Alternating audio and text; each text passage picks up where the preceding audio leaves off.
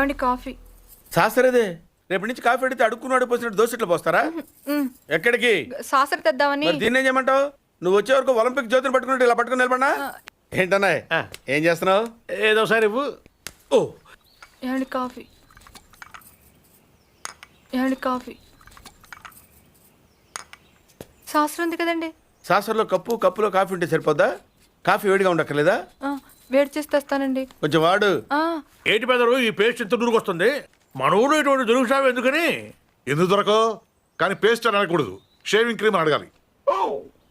పాలు ఎక్కడ ఉండిపోయింది అన్న? పక్క రండి, తీసుకో. నీకు చాలా బలం ఉందా అన్న?